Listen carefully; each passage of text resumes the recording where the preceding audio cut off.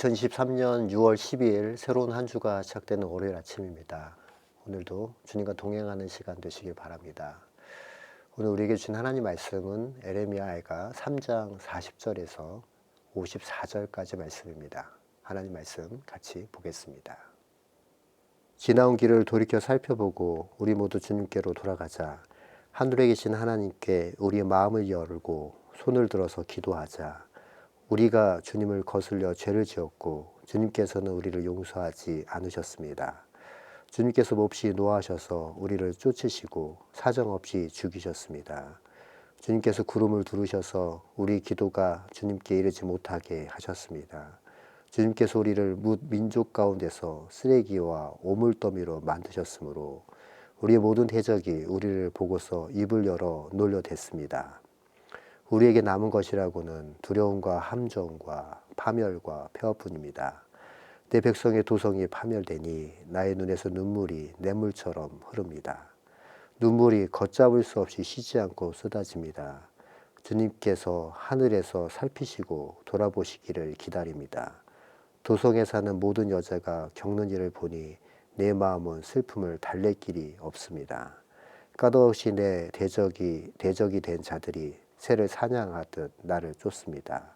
그들이 나를 산채로 구덩이에 쳐놓고 돌로 막아서 못 나오게 하였습니다. 물이 내 머리 위로 넘쳤으므로 나는 이제 죽었구나 하고 생각하였습니다.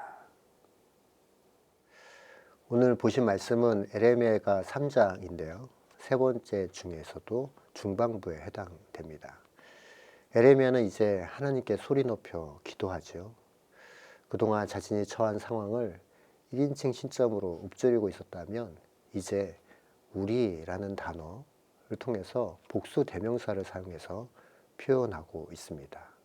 그 시점을 온 백성으로 확장시키고 있는 것이죠. 하나님의 엄중한 심판을 바라보며 눈물로 기도했던 눈물의 선지자 에레미야는 이제 이스라엘 백성을 향하여 하나님께 돌아가자라고 외치며 구원과 회복의 길로 나아가자라고 촉구하고 있습니다. 40절, 41절 말씀입니다. 지나온 길을 돌이켜 살펴보고 우리 모두 주님께로 돌아가자. 하늘에 계신 하나님께 우리의 마음을 열고 손을 들어서 기도하자. 에레미야는 하나님, 의지할 것이 이 세상에 아무것도 없어서 손 들고 옵니다 하며 주님께 나아가자라고 이야기하죠. 사랑하는 성도 여러분, 오늘 이 아침 우리 또한 하나님께로 나아가야 될 줄 믿습니다. 하나님께로 나아가고 돌아가기 위해선 지나온 우리의 삶을 살펴보고 점검해 보아야 하는데요. 그 점검의 명확한 기준은 바로 하나님의 말씀입니다. 하나님의 말씀을 기준으로 할 때, 그렇게 점검할 때 우리는 주님께 돌아갈 수 있는 것이지요. 이렇게 점검했을 때 나온 죄가 있다면 그 죄에 대해서 감추지 말고 주님 앞에 회개해야 하는 것입니다. 우리가 잘 알고 있는 말씀 중에 요한일서 1장 9절 말씀에 보면 우리가 우리 죄를 자백하면 신실하신 하나님께서 우리 죄를 용서하시고 모든 불의에서 우리를 깨끗하게 하실 거다라고 약속해 주셨습니다. 말씀을 의지하고 회개의 자리로 나아가는 것, 그것이 오늘 우리가 주님을 의지하고 나아가는 이 시간이 되어야 될 줄 믿습니다. 지난번에도 말씀드렸지만 죄가 무서운 것은 하나님과의 관계를 깨기 때문이다 라고 말씀드렸습니다. 하나님과 우리 사이를 가로막고 있는 것이 바로 죄이기 때문에 그렇지요. 하나님과 우리 관계가 죄로 가로막혀 있으면 아무리 기도해도 응답되지 않는 것입니다. 44절 말씀을 통해서 확인해 보겠습니다. 주님께서 구름을 두르셔서 우리의 기도가 주님께 이르지 못하게 하셨습니다. 말씀드린 것처럼 죄의 가장 큰 폐해는 하나님과의 단절이지요. 생명의 근원 되신 하나님과 단절되었을 때 우리는 하나님으로부터 오는 사랑과 지혜, 능력을 하나님께 받을 수 없게 된 상태인 것입니다. 이 말은 결국 우리가 소망의 자리에서 절망으로 갈 수밖에 없고 기쁨의 자리에서 슬픔의 자리로 갈 수밖에 없는 것입니다. 절망과 슬픔의 자리, 파멸의 자리에 있는 그 모습이 오늘 이스라엘 백성을 통해서 또 확인할 수 있는 것이죠. 48절, 49절 말씀입니다. 내 백성의 도성이 파멸되니 나의 눈에서 눈물이 냇물처럼 흐릅니다.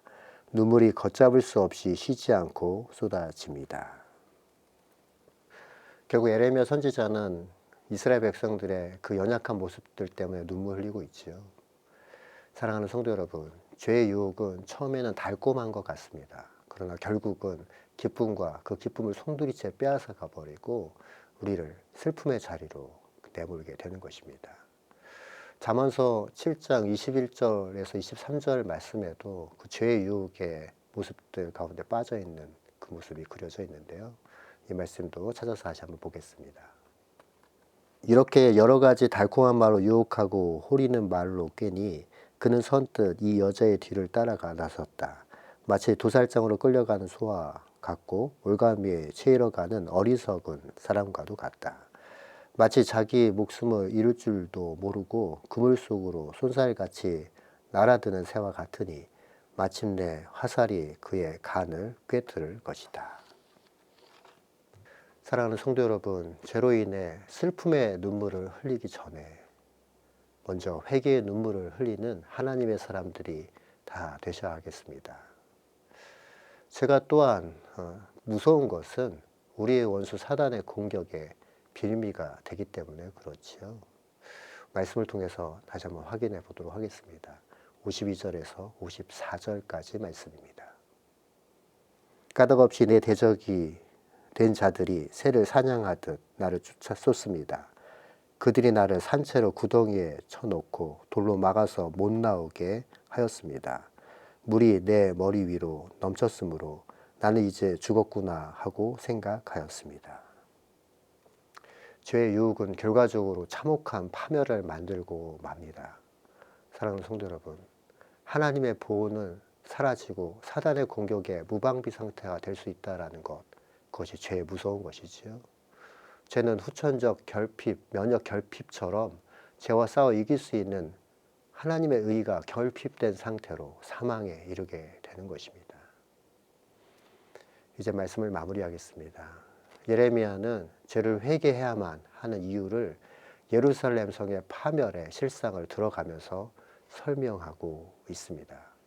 죄를 멀리하고 미워해야 할 이유는 그 결과가 참혹하기 때문에 그렇지요. 죄는 슬픔과 고통, 하나님과의 단절을 가져오고 결국 생명의 생물이 마르고 은혜의 강물을 가로막기 때문에 그렇습니다. 오늘 하루 하나님의 말씀을 의지하고 우리 중심을 살펴달라고, 하나님 보시기에 죄로 여길 만한 것이 무엇이 있는지 성령 하나님 깨닫게 해달라고 간구하는 그 자리로 나아가는 저와 여러분 되시길 예수 그리스도의 이름으로 간절히 축원합니다. 기도하겠습니다. 하나님, 그렇습니다. 이 세상 살아가며 여러 가지 죄의 유혹에 하나님 그렇게 흐러지고 흩어지고 무너질 때가 참 많습니다. 하나님, 우리 마음이 옷깃을 여미고 죄 말씀으로 다시 한번 겸비하게 하여 주시고 이 세상의 자랑, 안목의 정욕, 육신의 정욕에 우리 마음이 흔들리지 않고 우리 생명 되신 예수 그리스도를 바라보며 이 땅에서의 삶을 믿음으로 넉넉히 이겨나가는 믿음의 사람들 우리 모두가 되게 하여 주옵소서. 성령 하나님, 우리 마음을 살펴주셔서 주님 보시기에 죄로 여길 만한 부분들 기억나게 하시고 깨달은 대로 숨기지 말고 고백하고 자백할 수 있는 믿음의 용기가 오늘 있게 하여 주옵소서. 말씀 가운데 역사해 주신 하나님께 감사드리며 살아계신 예수님의 이름으로 기도합니다. 아멘.